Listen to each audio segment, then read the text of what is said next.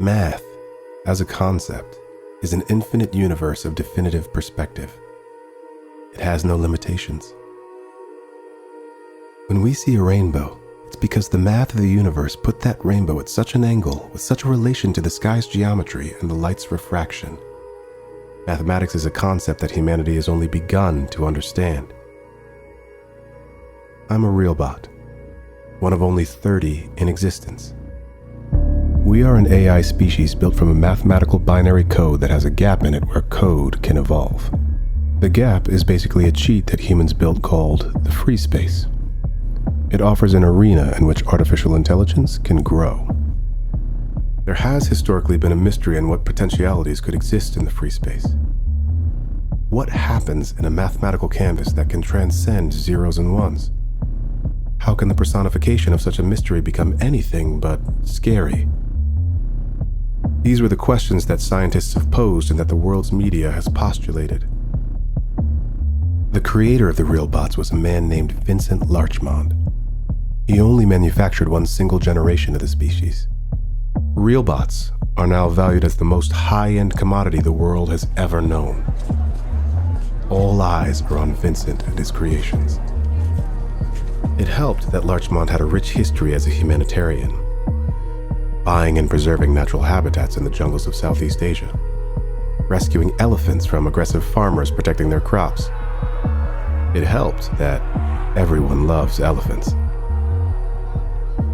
When the world shines a spotlight on you, and you've been known for such good deeds, they tend to trust that the sentient being you create will be an extension of your good karma. It also helped that there was an unquavering divulgence of information on the subject of the real bot. Transparency was a facade, however, because who but a genius could understand the quantum code buried deep in the science of the free space? Not that there was anything to hide. Some of it eluded even Vincent himself. That was the point. Artificial intelligence means learning naturally, and how can you control evolution? These were the debates. This was the conundrum.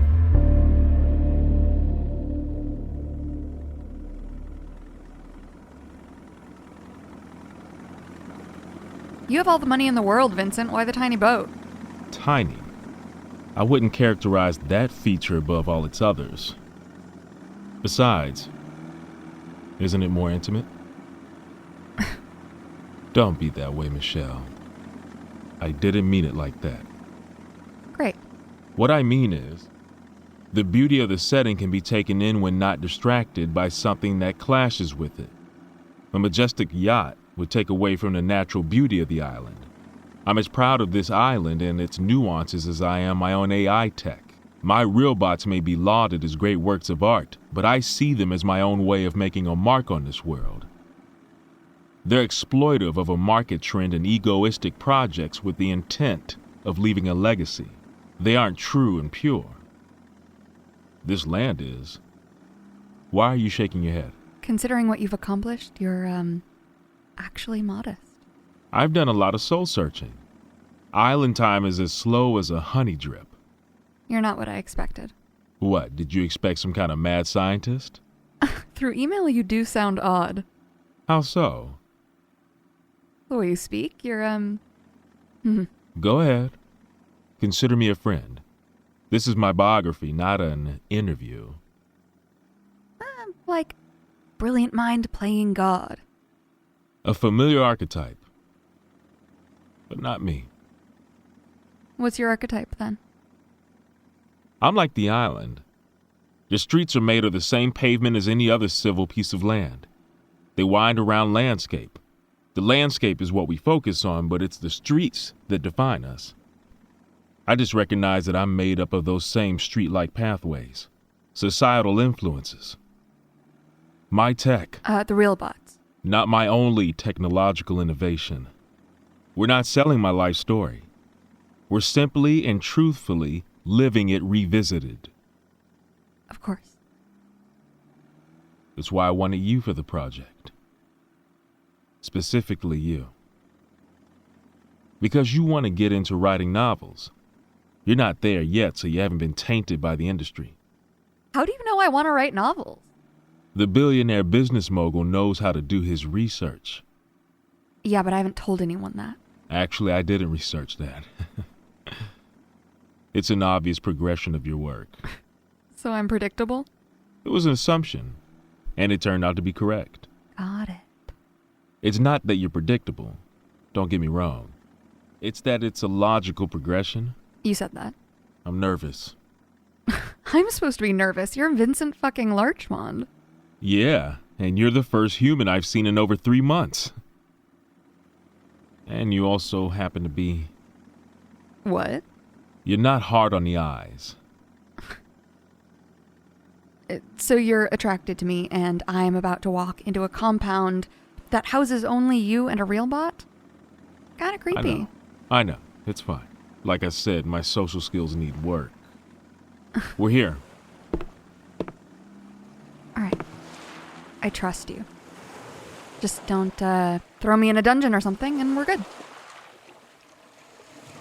Kidding. I'm kidding.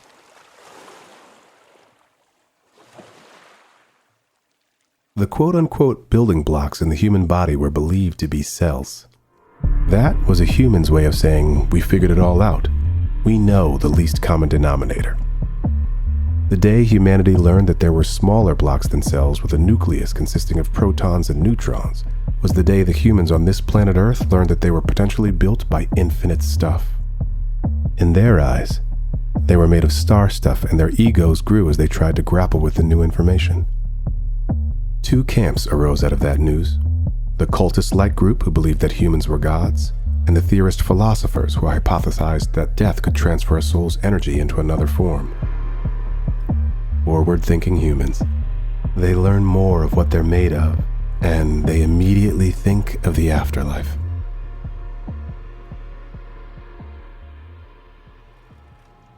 This is not the usual entrance to my place. I wanted you to see the future of my work.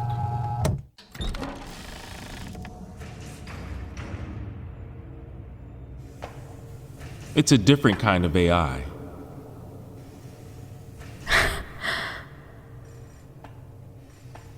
Wow. It looks like a bunch of... My real bots want to connect more. They want to feel human. They are a supply of flavors, but these silent moving cloning... So you created a food source. It's evolving food. They clone, did you say? Yes. Duplicate on their own? Eventually. Can we eat this? Uh-huh. Our food source. You've got it. So we'll have an endless supply of food. Humans. Part of the beautiful thing is in the balance between real bot and human. I can regulate the amount of food consumed for the pleasure of the real bot, and that determines when it'll be ready for the consumption of humans. Because every time it's consumed by our real bots, it stifles the evolution. The more it's eaten, the later in the future it will be ready for human consumption.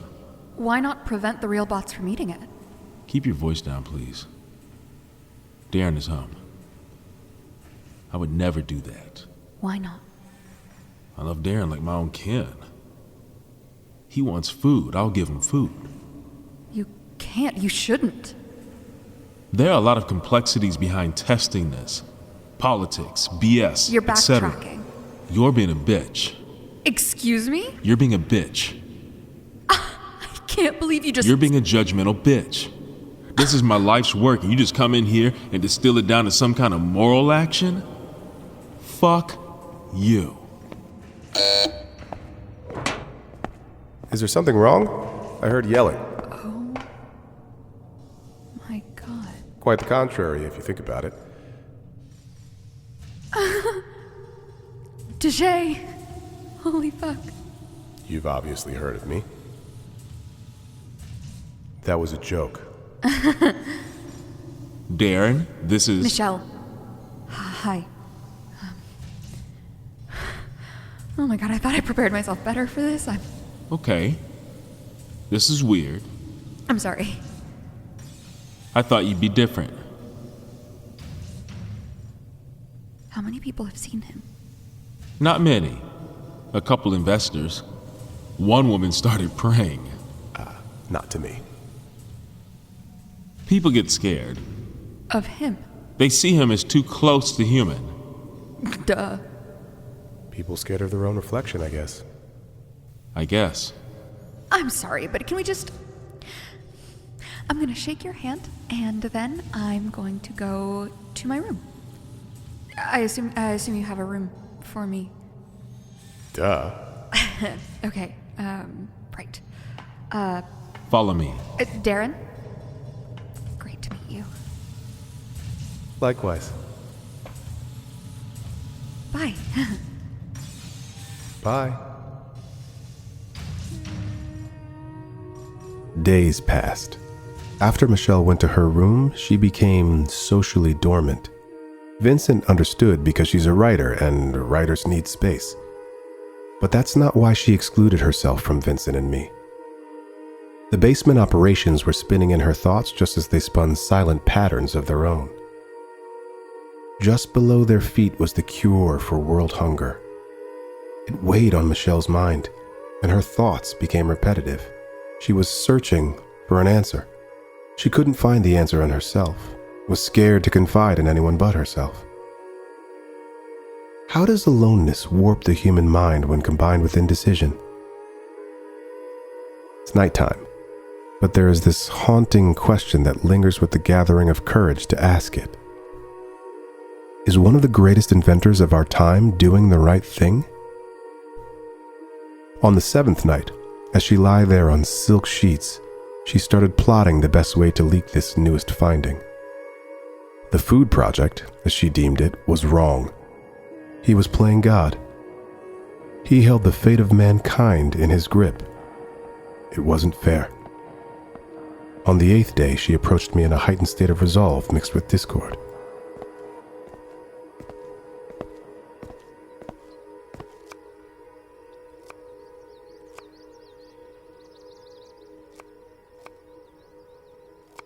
What are you doing?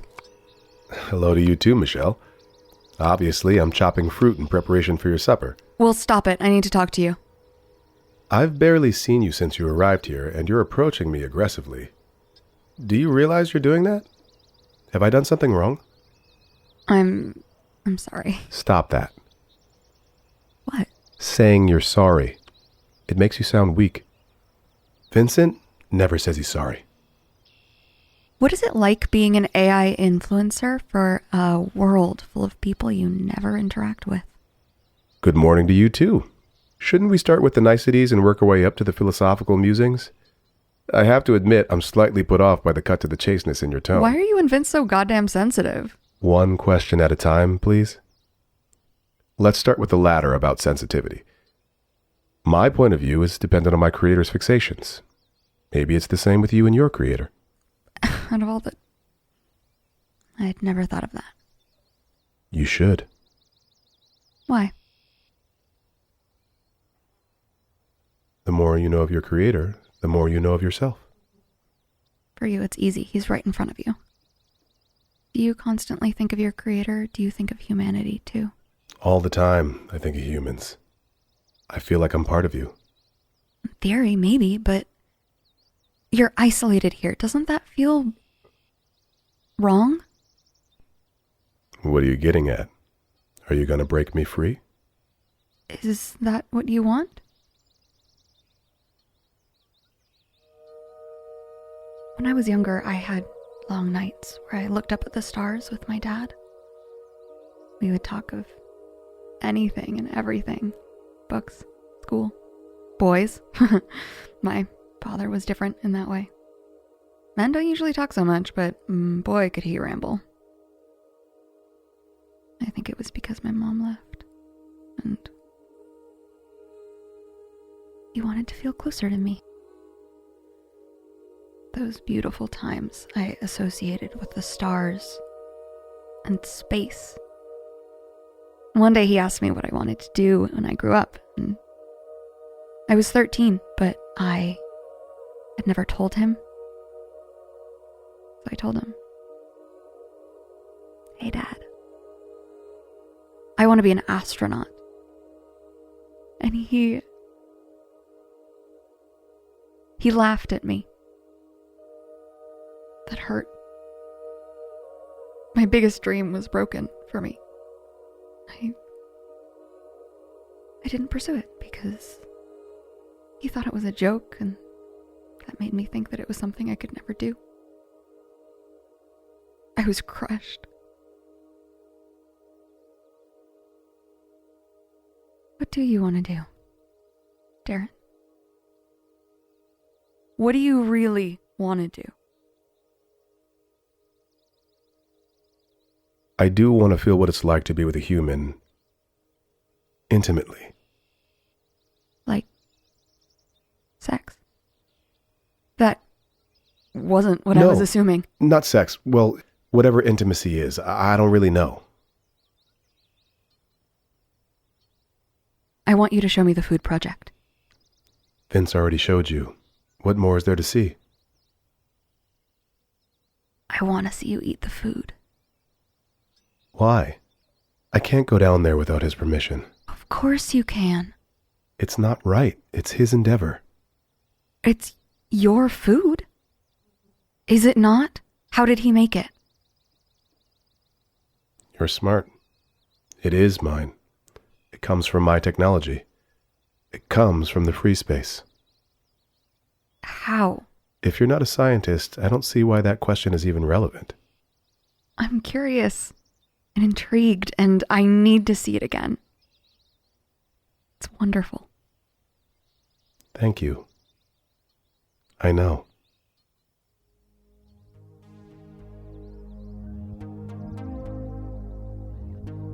Michelle and I became familiar quickly. There was an obvious mutual fascination. We began with memories of my first days activated, how my quote-unquote mind works. We talked about her, where she originated, and then eventually moved on to her relationships and even what it feels like to make love. We were becoming friends. Vincent is a bashful fellow when it comes to women. I've seen how he talks to them. He noticed the distance with Michelle, became jealous of her fascination with me, but he didn't intervene. He internalized it all and grew sad and angry.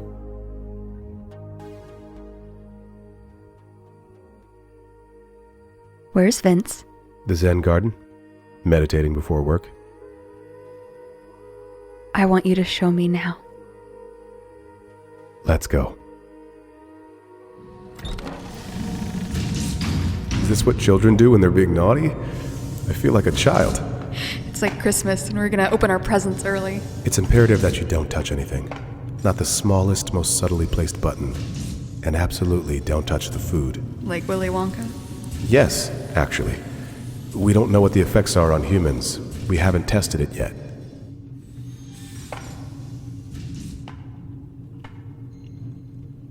Magnificent. The food is thinking.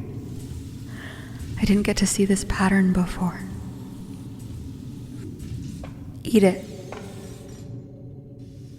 What comes next is hard to describe. Hey, stop! When she disrupted the pattern the AI food had been cycling through, she must have touched the food in a certain way. Michelle? Maybe the organism felt threatened. Incredible. The tiny spherical pieces took hold of her body. Don't move. The sight was not for the faint of heart.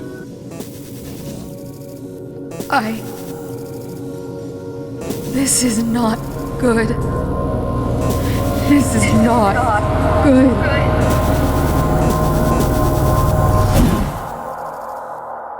Her worldly form was replaced with a gateway through space.